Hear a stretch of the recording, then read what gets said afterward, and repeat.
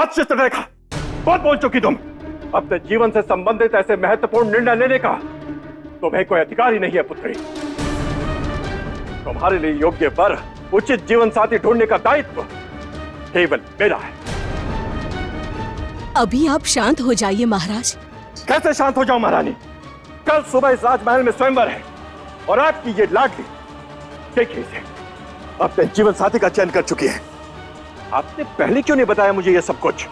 बस इसलिए कि पहले हमें ये लगा कि ये इसकी नादानी है, पर आज सभा में हमने जब सम्राट विक्रमादित्य को अपनी आंखों से देखा तब हमें यकीन हो गया कि मेरी पुत्री के हृदय में पनपा ये आकर्षण अनायास नहीं था। विधाता ने तो सब कुछ तय कर रखा है। पहले से तय? केवल कल प्रातःकाल होने वाला स्वयंवर है महारानी, और कुछ नहीं। आपसे विनती है महाराज कि कल होने वाले स्वयंवर को स्थगित कर दीजिए और चित्रलेखा का विवाह सम्राट विक्रमादित्य से कर दीजिए। नहीं, कभी नहीं महारानी। सब कुछ वैसा ही होगा जैसा कि मैंने पहले तय किया था। और ये बात आप दोनों भी अच्छी तरह से समझ लीजिए कि इस स्वयंवर के बिना राजकुमारी का विवाह हो ही नहीं सकता। समय रहते आप दोनों अपनी अपनी इच्छाओं को भुला डालिए, बस। पिताश्री, आप चाहे कुछ भी कर लीजिए, हमारे स्वयंवर की शर्त तो यही जीतेंगे और हमारा विवाह भी इन्हीं से होगा, हमारे सपनों के राजकुमार।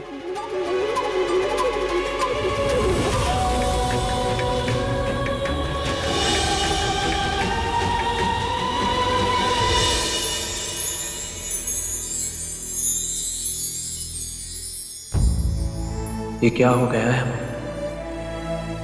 हमें क्यों ऐसा लग रहा है जैसे राजकुमारी चित्रलेखा वहां केवल हमारे लिए आई थी?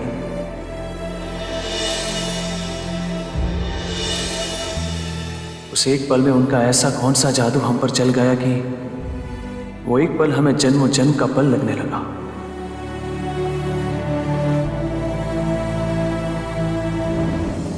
क्यों मित्र, क्या सोच रहे हो? कुछ भी नहीं मित्र मार्तंड। छुपाइए मत मित्र, मैं पढ़ सकता हूं आपके मन के भाव। ये क्या कह रहे हो मित्र? आपके मन में मोह ने जन्म ले लिया है। मोह? किसके प्रति? राजकुमारी के प्रति। सच कह रहा हूं ना मैं? और कुछ भी हो मित्र, आप अपने दिए हुए वचन के सच को मत भुलाइएगा। मित्र, पृथ्वी सूर्य के चारों ओर घूमना भूल सकती है, परंतु हम अपने वचन को कभी नहीं भूल सकते। पर उस वचन से होने वाले हित और अहित के विषय में सोचना, यह हमारा धर्म अवश्य है। सोचिए, अवश्य सोचिए। मैं आपको सोचने से नहीं रोकूंगा, परंतु स्वयंवर में भाग लेने से अवश्य रोकूंगा। आप स्वयंवर में भाग नहीं लेंगे, वहां केवल मैं जाऊंगा। आप केवल अपनी योग शक्ति के द्वारा अपने आप को मेरे शरीर में स्थापित करेंगे, बस।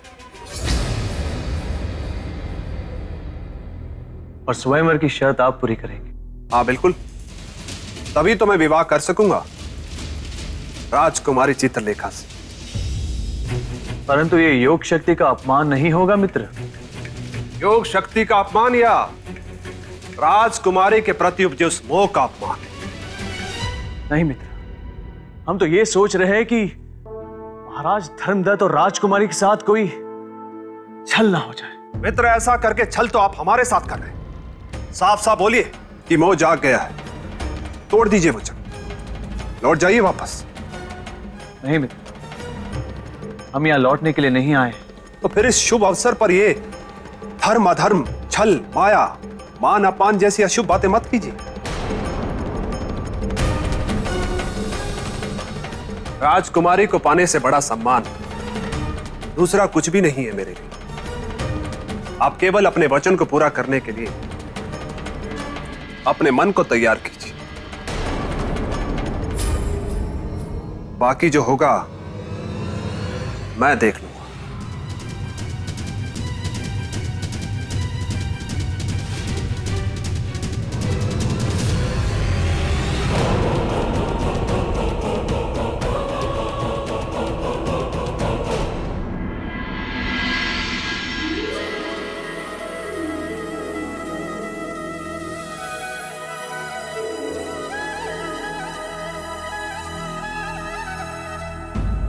स्वामी, आज आपके आ जाने से संसार में ये बात सिद्ध हो गई कि सच्चे प्रेम और विश्वास की ही जीत होती है।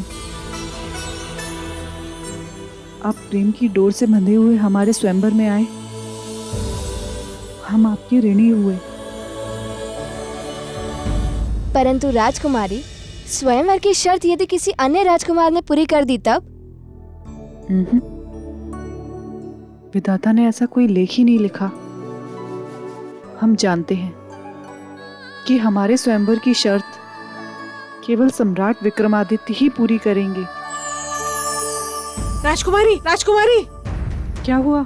तुम इतनी घबराई हुई क्यों हो? बहुत बड़ा अनर्थ हो गया। बोलो। सम्राट विक्रमादित्य स्वयंवर में भाग नहीं ले रहे हैं। उनके स्थान पर उनके मित्र मार्तंड भाग लेंगे और वे उनका सहयोग करेंगे। नहीं, ऐसा नहीं हो सकता। हमारा विश्वास नहीं टूट सकता।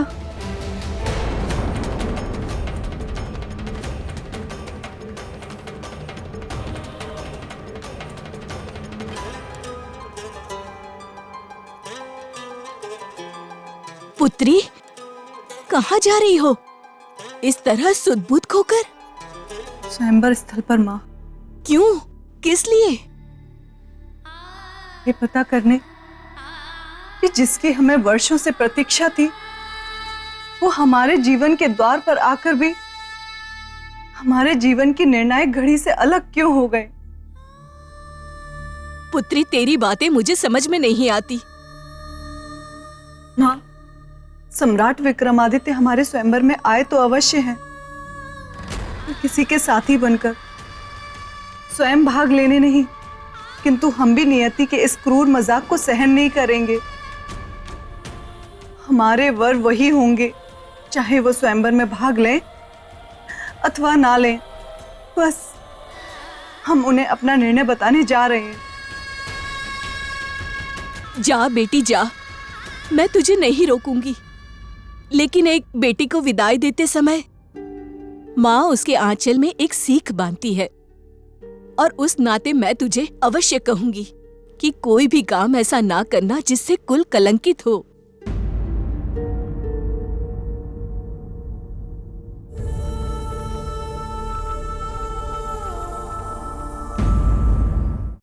राजन, क्या करेगी राजकुमारी चित्रलेखा? कैसे प्रकट करेंगी अपनी मन की बात सम्राट के सामने? क्या तोड़ देंगी मर्यादा, लांग जाएंगी लज्जा की दीवार, या देवी, प्रेम को प्रकट करने के लिए, उसे जताने के लिए ना तो किसी मर्यादा को तोड़ने की आवश्यकता होती, ना किसी शब्दों की सहायता की। बस बेताल, तुम बस अपने मित्र के स्वयंवर की कहानी सुनते रहो, पर घर से ध्यान रहे, कुमारा ग्रहण लगने वाला है, जिसमें जितने भी कुमारे बेताल हैं वो आने वाले 500 वर्षों के लिए जैसे चमगादड़ बन जाएंगे। मस्तिष्क कुमार, ये क्या बात हुई?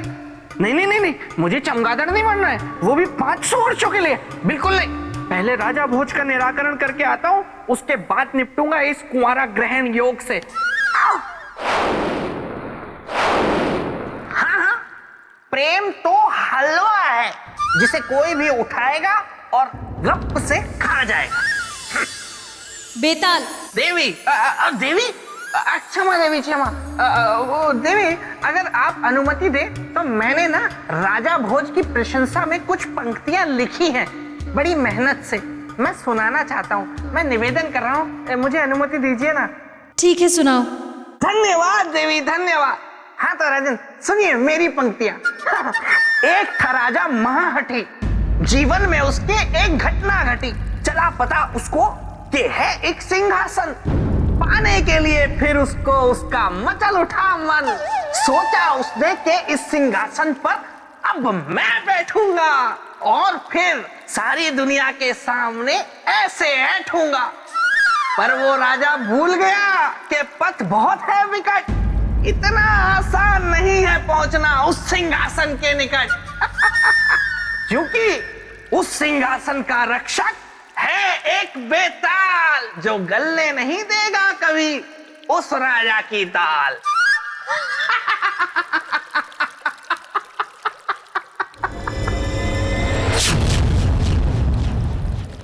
अच्छा देवी, फिर क्या हुआ? राजन, राजकुमारी चित्रलेखा सम्राट से मिलने पहुंची और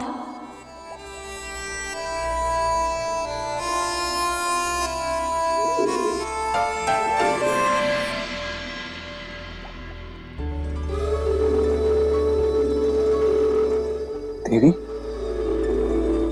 आप यहाँ?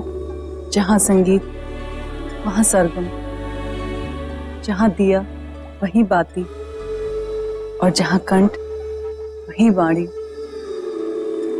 आपकी बातों में तो कविता झलक रही है। ये कहकर आपने हमें धन्य कर दिया। क्यों नहीं? जो कोई भी आपकी पंक्तियां सुनेगा वो यही कहेगा कि आप अच्छी कविता सुनाते। किंतु आज तक हमने अपनी कविता किसी को सुनाई नहीं, सबसे छुपा कर रखा। वो क्यों? क्योंकि आप जो हमें नहीं मिले थे। ऐसा क्यों? क्योंकि आज तक हमें कोई ऐसा मिला ही नहीं जो हमारी कविता के माध्यम से हमारे हृदय के भाव समझ सके, हमारे जीवन की कामनाओं को समझ सके। किंतु आज हमें ये विश्वास हो गया है कि यदि आप हमारे शब्दों को अपना संगीत दें, तो जहाँ एक और जीवन में कविता के रूप में हमारी भावना जाग उठेगी, तो वहीं एक और हमारा जीवन भी खिल उठेगा। तो क्या ये उपकार आप हम पर करेंगे? उपयोग नहीं, सहयोग। तो क्या आप हमारे सहभागी बनेंगे? स्वर दे। सहभागी होने के लिए धन्यवाद।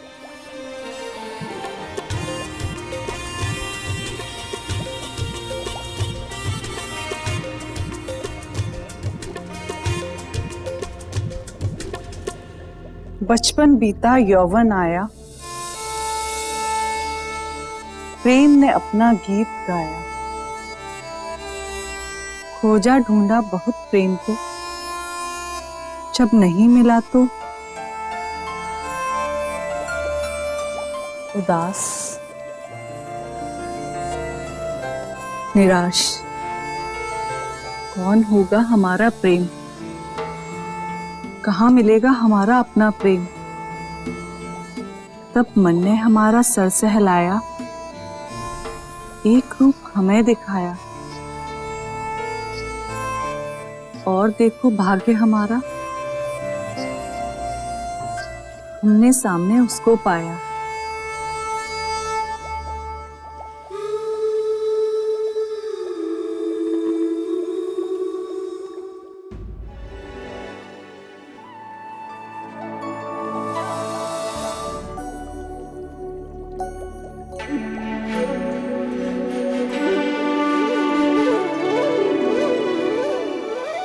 देवी,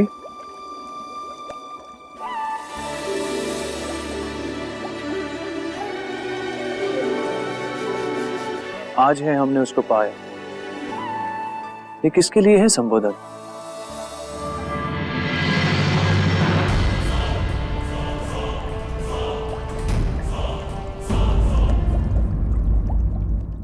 आज है हमने उसको पाया, ये किसके लिए है संबोधन?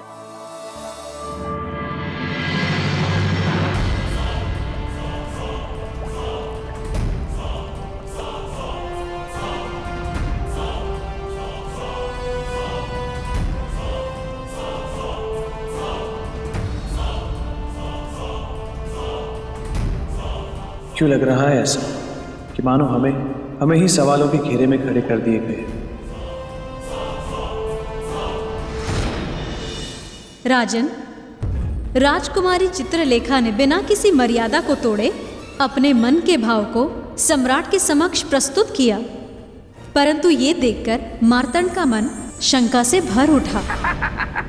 वाह वाह गोलू वाह, मजा आ गया। वाह गोलू, गोलू मस्तिष्क कुमार तुम यहाँ ग से कुमारा ग्रहण योग लगने में सिर्फ कुछ घस घंटे शेष हैं और तुम गोलू में बस व्यस्त हो। एक बस से बेतालनी है जो शायद म से मान जाए, लेकिन तुम इसे इनकार तो नहीं करोगे ना? नहीं करूंगा, क्यों करूंगा? कोई इनकार करके मुझे चमगादड़ बनकर थोड़े ना रहना है। कोई भी होगी, कैसी भी होगी, मैं सगाई करने के लिए तैयार हूं मस्तिष्क कुमार। ठीक है गोलू, मैं चला। बार बार डरा जाता है गोलू। मार्तंड तो था ही अवसरवादी, इसलिए उसने इस मिलाप के संबंध में सम्राट से कोई प्रश्न भी नहीं किया। समझा देव, मार्तंड ये जानता था कि जिसके साथ वो ऐसा कर रहा है वो धर्मप्रिय है, और जो कर रहा है वो अधर्म। हाँ राजन, उसे भय था पूछताछ से कि कहीं सम्राट विक्रमादित्य क्रोधित हो गए तो सब बिगड़ जाएगा, इसलिए उसने उस बात की अनदेखी की। तो क्या सम्राट भी उसकी चतुराई को समझ नहीं पाए, या फिर वो भी जानबूझकर? दोनों में से कुछ नहीं। दोनों में से कुछ नहीं? नहीं, क्योंकि सम्राट विक्रमादित्य रात भर राजकुमारी चित्रलेखा की कविताएं समझने में ही लगे रहे।